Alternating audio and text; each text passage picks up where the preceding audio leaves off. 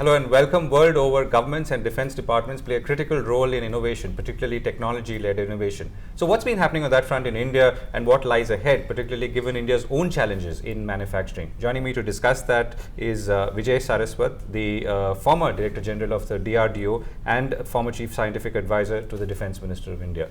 Mr. Saraswat, thank you very much for speaking with us. Thank you. So let me ask you a general question first. I mean, you've spent many years and you only retired recently from the DRDO, which is almost like the funnel and the source for some of the most interesting and I would say technologically challenging innovation that's happening in India.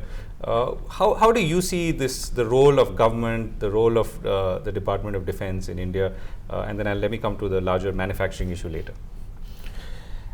Yeah, in fact, the three strategic departments of Government of India, mainly the DRDO, the Department of Space and Department of Atomic Energy, have played a major role for the last 50 years, I must say, in bringing technology to the nation and increasing self-reliance with respect to technology, and also allowing the growth of the Indian industry to take place as partners.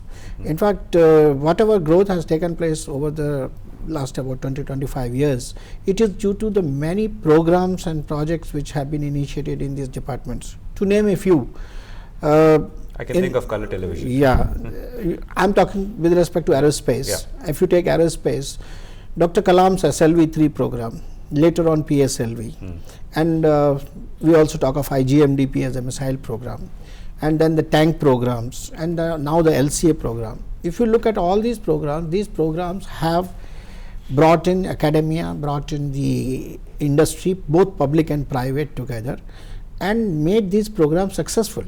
And from industry which was in those days producing components, I'm talking of 80s, right.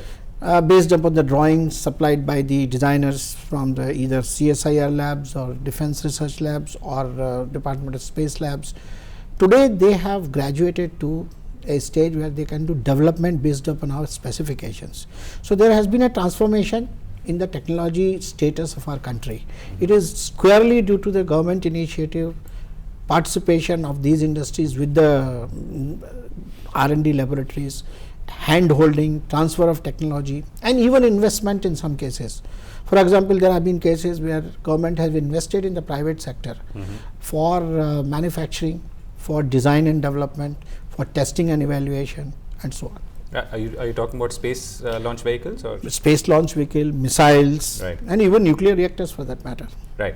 So, let me ask the layman's question. I mean, we all look at, let's say, countries like the United States. There, the Department of Defense creates so many innovations which inevitably or finally find their way into the common man's life and existence. Yeah. What are the kind of things that can be done in India in future? And what are the things that, let's say, citizens of this country can take some pride in?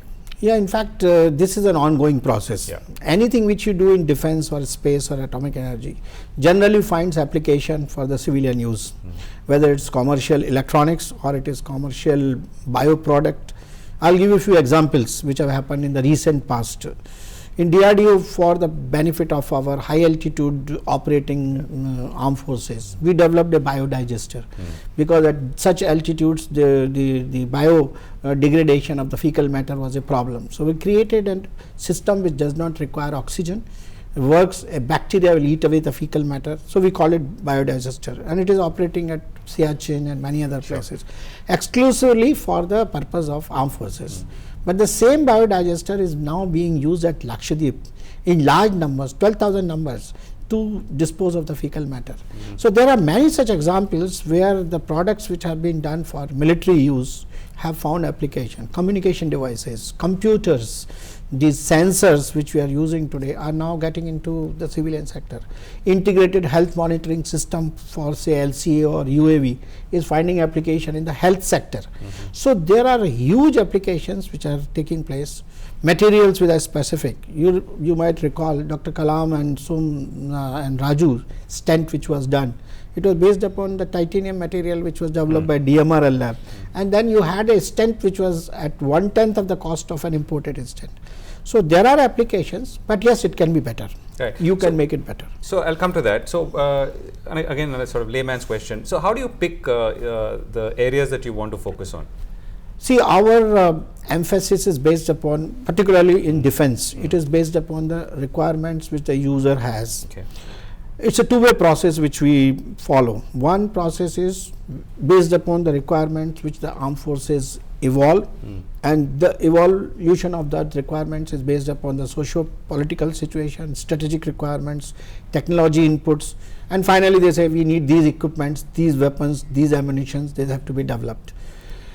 In parallel, we have a process called technology forecasting, technology development, keeping the future warfare into the framework, and then we ourselves in DRDO develop those technologies which are relevant not only today, but they would be relevant tomorrow. For example, today we work on MEMS and nanotechnologies which will be useful for tomorrow's weapon systems. We worked on unmanned systems, artificial intelligence, which are going to be useful for tomorrow's non-contact warfare. So this is a bottom-up approach. Top-down approach is armed forces say, I want a gun, can you make it? If my technology maturity level is good enough, then I said yes, I'll make it in India, and there is an industry which is going to participate with me. So we then make a combination of industry, DRDO and the armed forces together and take up a project for delivery of systems using the synergy of these three systems. So that's how we do it. Where do you pick projects which where you feel that there is a clear India edge versus, let's say, something that can be imported or collaborated with? You see, defense is a very difficult game, and knowing our past record is that you have missed the industrial revolution.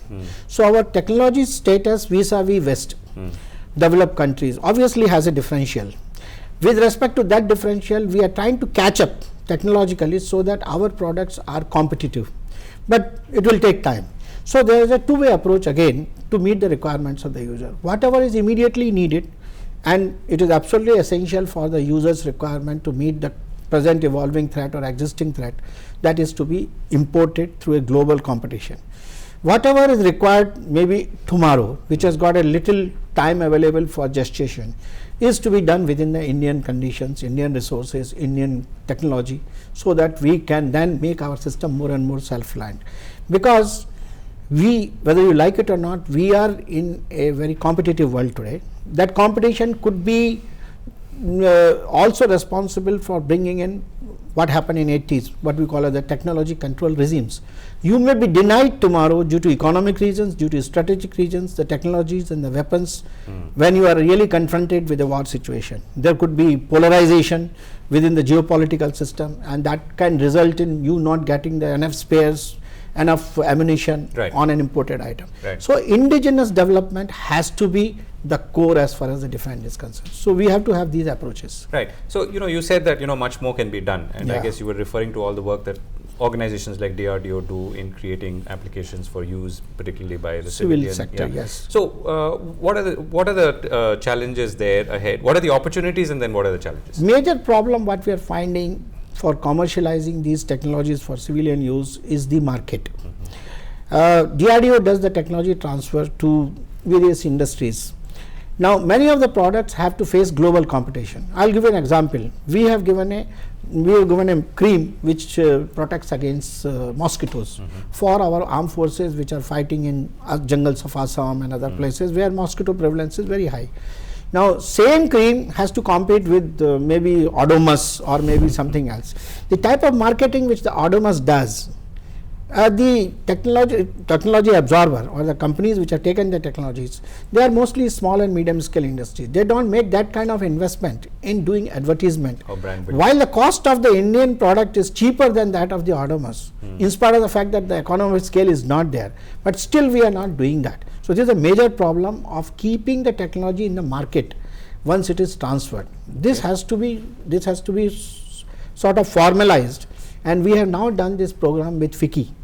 With FICCI, we are doing what is called Accelerated Technology Assimilation and Propagation Program, in which FICCI is identifying such technology absorbers. They are supporting them on their advertising and marketing efforts, and we are holding their hands throughout the process and product development when it goes into the company. But this system is very recent, and it needs to be further So that's one. So you're saying taking product to market and nourishing it is one challenge or opportunity. Second challenge is obviously there are many technologies which require very intense infrastructure, which the private industries don't have. And since it is available in DRDO, now to use that infrastructure for large scale production when that product goes into market requires investment, which the industry not being assured of the kind of market is not willing to invest. So this is another challenge which through some mechanisms we have to understand and identify solutions. Okay, so would you say these are the two key challenges? These are the two key challenges. Okay, so we're running out of time. So let me ask you one exciting project that you worked on which you are very proud of. See, I have worked on many projects last 40 years, but one project which I did, first project was of course the India's first surface-to-surface missile Prithvi, but more challenging was my effort on development of ballistic missile defense system, which is technologically highly complex, and not many countries have found success in that.